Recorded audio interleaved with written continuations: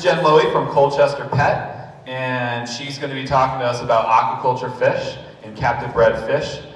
She's been she has 25 years of experience, and she's going to be focusing on captive breeding of ornamental reef fishes. So let's give it up for Jen Lowy.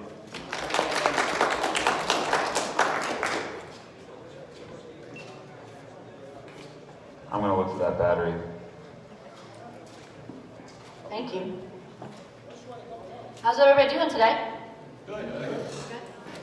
Can you believe we're here at FFM already? It's amazing. How many is it your first time?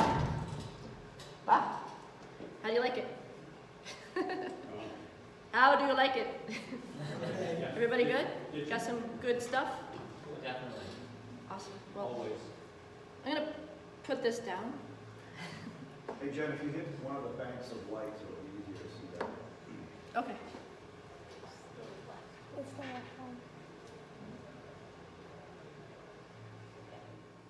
Cool. Is that good? Oh, perfect. I think the It's nice. video is going to be good. You can't see it very well. I don't need it though, hopefully. So, I am so excited to be here at FFM. It's my second time speaking, and I really want to thank John for giving me the opportunity to talk about aquaculture, something that's really important to me. And he puts on an amazing show. So, here we go. Today we are here to talk about aquaculture and why it's important, recent aquaculture wins in our industry, our experiences with raising fish at my store, the future of aquaculture, and what you can do to help make aquaculture our future. So I have been called aquaculture obsessed by many. So let's go over what aquaculture means. It's, in simplest terms, it just means fish that are bred in captivity instead of taken from the ocean. So, what does it mean to be aquaculture obsessed? Aren't we all a little obsessed being here today? I mean, it's Saturday in March. We're all here with over 1,000 other people, and we're trying to find little critters to put in our tanks. And I think we're all obsessed. But when you're aquaculture obsessed, how you doing? You focus on fish bred in captivity so they don't miss the ocean. When you're aquaculture obsessed, you can't sleep the night before a show, before your fish come in, because you can't wait to see the new species that you got from in your store. When you're aquaculture obsessed, you tell everybody about aquaculture, even if it's the FedEx delivery guy that's delivering your aquaculture fish you couldn't sleep with, or couldn't sleep over. When you're aquaculture obsessed, you convince your friend in North Carolina to put on a birthday party for your fish, because you're going to be at the show around the same time, and she is also aquaculture obsessed. When you're aquaculture obsessed, how you doing? You close your store for a week, you pile your family in the minivan, go to an epic show that's in North Carolina, and you call it a family vacation. But seriously, I get to live my dream every day. I live my passion every day, and it's amazing. One of the cool, another way you know I'm aquaculture obsessed is everybody, when there's a really big jackpot for Mega Millions or, Powerball, everybody asks everybody what they would do if they won the jackpot. When we're in my store, it's no different. I always get asked, we ask everybody, it's like, what are you gonna get? What would you do if you won the jackpot? What would you do if you won the jackpot? And then everybody says, to me, what would I do? You know what my answer always is? The exact same thing I'm doing, only bigger. I mean, I'm talking like huge facility, breeding like the top fish that need to be bred in captivity, hiring all the experts. That's what I would do with my jackpot. So that's, how you know I'm aquaculture obsessed. Now, why am I aquaculture obsessed? I have found profound differences between wild caught and captive bred fish. Let's talk about the flame angel. That's one of the most iconic fish in the industry. And no one can miss that flash of red with that black stripes and that bright blue on their tail. They're breathtaking in an aquarium. But you know what? When they're wild caught, they have a very low rate of survival. Has anyone ever tried a flame angel? Yeah? That was wild caught? 5 years ago. Yeah, Still so, growing, so. yep. Well, you know what? You hit the lotto. You were lucky. Because so many people spend the $60 to $80 that it costs for a wild caught captive bred flame, wild caught flame, and they lose them because they don't eat the prepared foods that we can give them. They're probably stressed out from being taken from the ocean, and it's just not a good situation, right? What about captive bred? When you have a captive bred flame angel, everything changes. To put it in perspective, I have had over, maybe in the past 8 years we've been around, I have had, I'm guessing, 10 wild caught flames in my store. You wanna know how many captive bred? Over 150 of them. I had an amazing breeder for them. But what I learned in that whole time was amazing. The captive bred flames, they came in from a breeder in Hawaii overnight in the airlines. There's times that we didn't pick them up till midnight, and we get them home, we acclimate them into their tank, and you know what? We know that they will eat frozen food or they will eat pellets right away. That's what captive bred does. It's amazing. Another cool thing with captive bred is that you can put two together, because if you get juveniles, they all start off as female, and then one will, like the clownfish but opposite, one will turn to a male. Then you'll have a pair. And not, if you get two wild caught flame angels, they're usually two males and they'll fight. So that's obviously one benefit. Another benefit, of course, is the healthiness. I've brought flame angels to Reefapalooza in New York overnight in a bucket in my hotel room. Put them in the tank at the show, and boom, they're eating pellets or frozen food. It's outstanding. You want another one? Let's talk about the Mandarin. They are, talk about a low success rate when you have them wild caught. And the thing is, they range from like $20 to $40, so everybody tries wild caught ones. And sure, there are so many successes with them, but there are so many more that when they're wild caught just don't make it. Has anyone had a wild caught Mandarin? Did he make it? Yeah? Well, that's good too. Go to the right time. Yes. If you have pods, an established tank, and you have copepods, and you have enough, then hopefully you can be lucky and you can get them to survive. You flip it over, you get a captive bred Mandarin, they are already eating pellets. They are already, like from the breeder, they are already eating frozen food. I have some over at the table that eat frozen food, frozen Daphnia. And then of course, I always like to supplement pods as well. But it's just awesome. And you wanna know some more?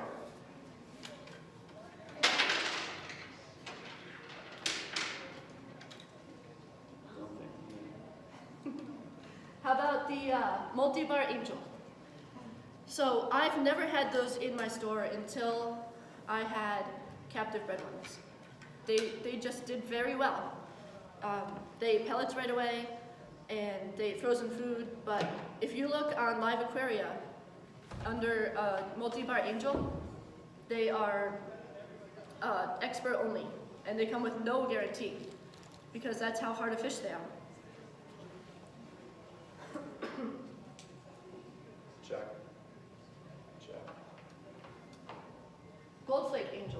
That's another one who has a very low success rate when you get them wild caught. That's a $400 to $600 fish. I'm gonna try it. Yeah. How you doing? Great to see you. So that didn't last very long.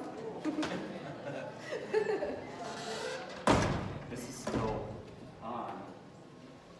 All right, so you get a gold flake angel. You know, $400 to $600 because I think if I remember right, they're from Hawaii, and they're just hard to get. So you get them and you spend all that money, and then you watch them not eat. But maybe you're lucky. I don't know. You could be lucky and be in the few that have no problems, no issues at all, and that would be amazing. And that's always a risk. I mean, always a possibility. I brought my gold flake angel to Reefapalooza in June, and he was doing.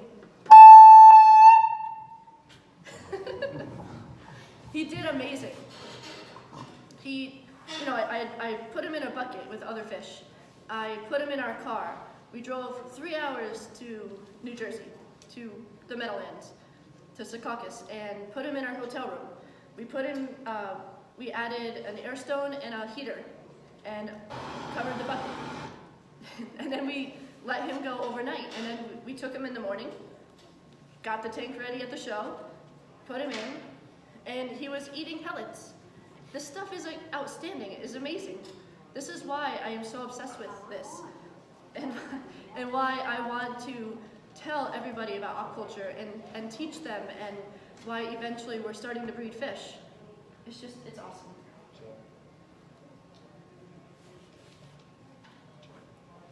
Venistus Angel is another one that has just recently been bred that I have heard does not do well in captivity. It's apparently a lot of angels, right?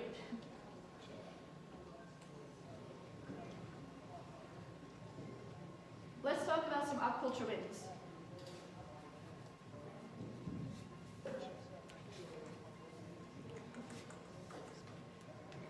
Well, first of all, let's talk about how cool aquaculture is, because you can have an aquacultured aquarium, only aquarium. I have so many customers who have just aquacultured fish in their tanks.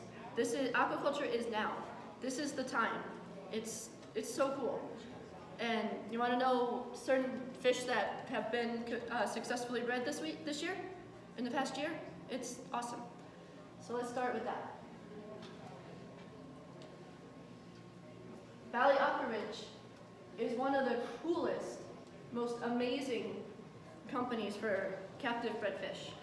They're not in the country, but they have the way that they raise the fish is they put all these adults in these big ponds, so they still think they're in the ocean. And then they just collect eggs. And then they never know what they're gonna get until they get it. So when they bred the purple tang, I bet they thought that they had yellow tangs until it got color. And then they had the purples, and they had a bunch survive. Just like not like a crazy amount, but it was the first time it's ever been bred in captivity. And funny story, we're so used to getting aquacultured fish in the US, and I've been so spoiled by all of the aquaculture coming from the United States, that I just expected I was gonna get purple tang, right? My friends in the UK were on Facebook talking about how they got their purple tangs, and I'm still waiting for mine. It was so hard. I even wrote a story about it for Reese.com that I never published, but I was like, what gives? But now I know how they feel every time we have like this amazing aquaculture win, and they have to wait to get their fish.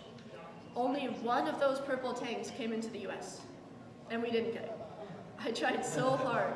Like I was on the phone on my vacation with my supplier, just begging to get this fish. But it went to Live Aquaria, which I can't blame them. They have a lot of money. So that's my purple tang story. Venistus Angel, we kind of went over. I got a few in my store. They're eating pellets. They're doing great. Difficult fish. Regal Angel. They have actually successfully bred the Regal Angel, and we're waiting. I heard that they were going to keep them for broodstock, So that means that they're keeping some of the babies so they can raise more Regal Angels. Because that's one that I have had one Regal Angel wild caught in my store a long time ago, and it didn't make it. It wouldn't eat prepared foods. So that was the end of my Regal Angel thing, until now. How about Batfish? Bruce Wayne in a fish. So cool. Like, we had 3 in our store, and I'm just literally just looking there in awe, because these fish, how do they do that? There's some of these fish that you say, how is this possible? How do they figure this out? This fish is like, not like any other fish that they breed. They breed angels and tangs and all different types, but how do you breed a batfish and have success and know how to raise the babies? They're geniuses, that's all. Multipart Angel we talked about. I've gotten a few of those. Gold Flake Angel. They have Rock Beauty. And that's just from one place, this year. Isn't that crazy? Isn't that amazing? How about Ocean Trees and Aquariums? ORA, who's been around forever. They joined the Angel Elite this year. They now have Atlantic Pygmy Angels and Coral Beauties. That's just a really cool aquaculture win, wherever you're talking. You want an invertebrate? How about tuxedo urchins? That's not a tuxedo, that's one of the ones they bred last year. That's a tuxedo urchin. Now, how do you breed inverts? Like, they're not like fish. It blows my mind that these people just keep trying and trying and trying and succeed at this just for us, so we can have all these fish in our tanks.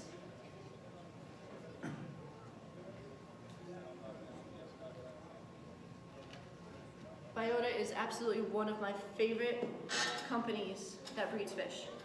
They have been around for a while, but I've only known about them with aquaculture for about 4 years. They have done so much for aquaculture that it blows your mind. I mean, look at this. Tom Bowling was named Aquarist of the Year at Mackinac in 2019. That's a huge honor. That goes to like someone in the industry who's done amazing stuff. And there's no one I could think of better than him. Millet seed butterfly. I wish I had a video, but if you go on our Facebook page, I have a video of 6 or 8 of their millet seed butterflies fighting over pellets, or flakes, frozen food that I put in. It's so cool. These fish do so well. Hawaiian cleaner wrasse, absolutely one of my favorites. I've never even seen one, not even in anything, until I got these in my store. They are the streak of this violet purple just makes you just, thank God that we have all of these, that we can have these in our aquarium. Because if you got a Hawaiian cleaner wrasse without, being wild caught, they don't do well. You might as well just give your money, I don't know, to the casino. Rabbitfish, they have really cool rabbitfish eating tons of algae. There's been stories on reefbuilders.com about how they just mow down. Problem is they get like 16 to 17 inches.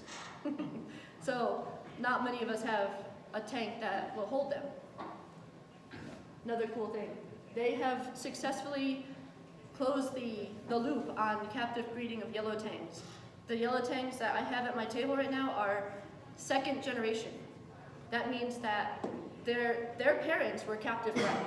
They're breeding captive bred fish instead of just wild caught fish now. That's success. That's like the dream. That's what you hope for. Mandarins are also 2nd generation.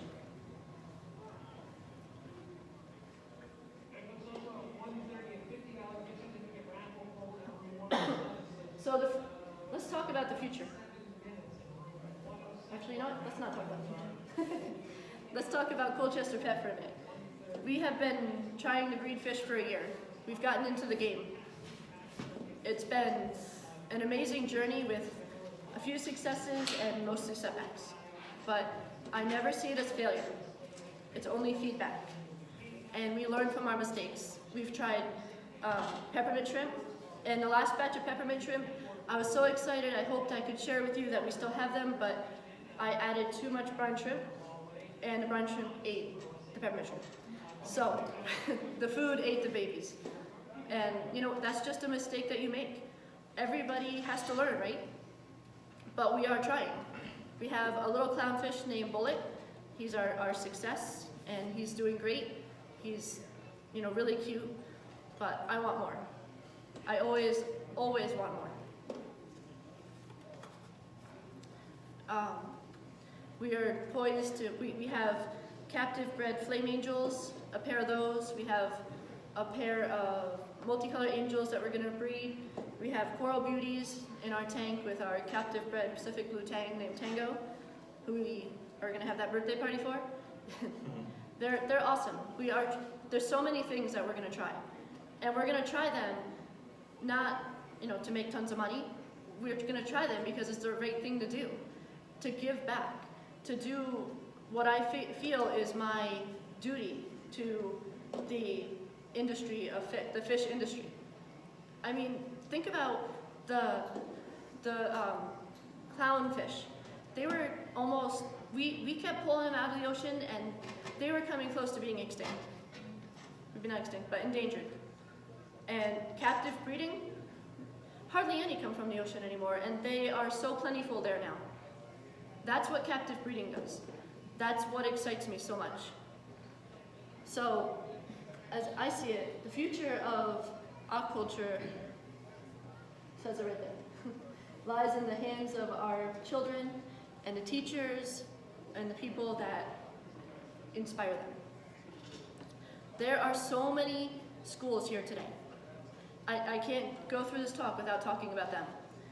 There's a whole row of schools, and then there's an elementary school right next to us, and they do such great things. I have seen what fish can do for these kids firsthand. I have heard stories. Having fish in their lives, it just changes everything. It makes everything better. It inspires them. Maybe they'll be biologists, you know, marine biologists. Maybe they'll help save the ocean someday because they had a little fish in their tank. Maybe it was a betta that made them really excited and inspired them. Maybe it was a guppy that had babies in a classroom. Maybe it was their middle school. Maybe there's every single school that you can imagine here, you know, type of school here.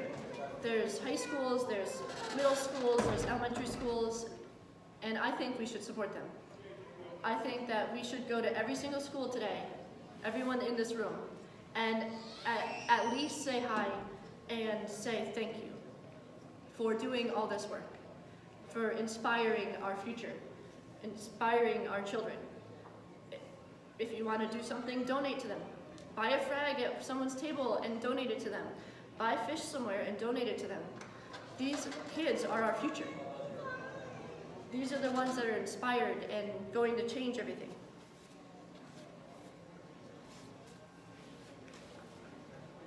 So, your question is, what can I do to support aquaculture, right?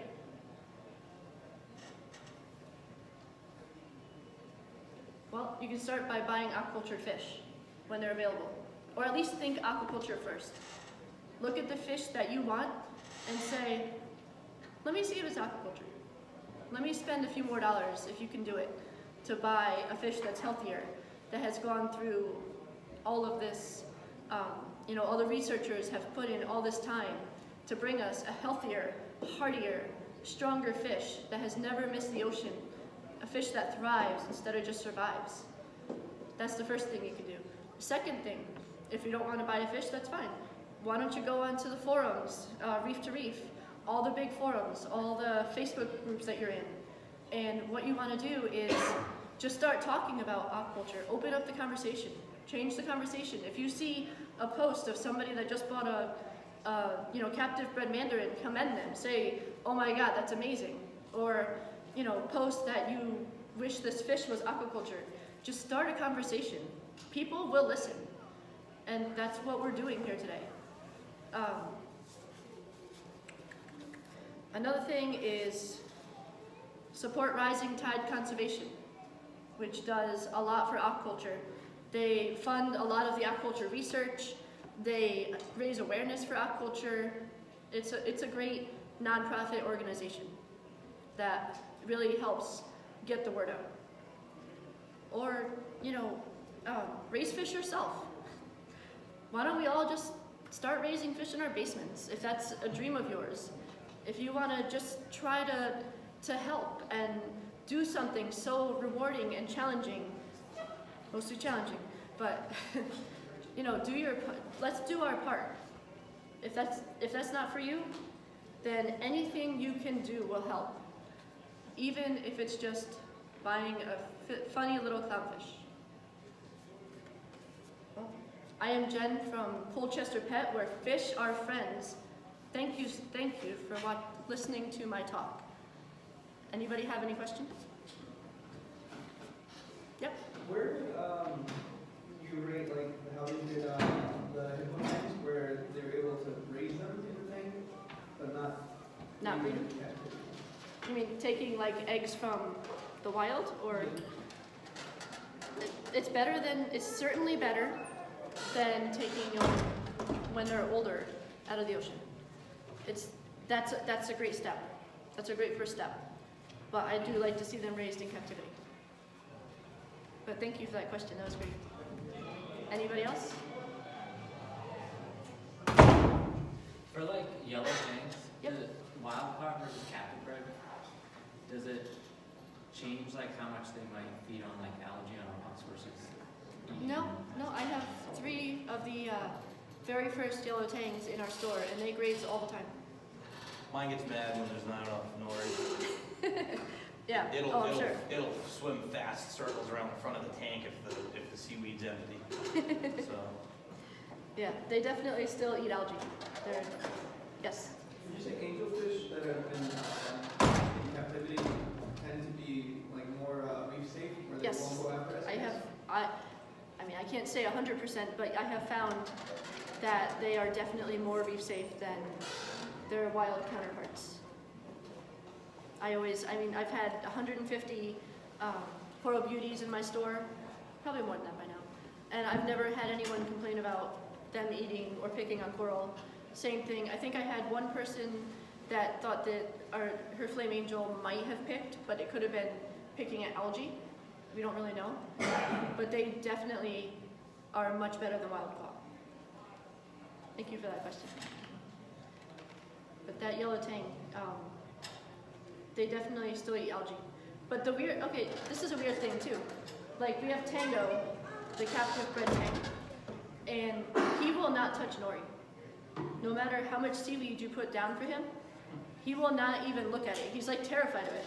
And we've been trying to give it to him for 4 years. So we have to supplement with spirulina 20 flakes, or spirulina in brine shrimp, or something to help him get with that algae, because he likes algae. Anybody else? No? All right. Well, thank you so much for being here. And Thank you. everybody have a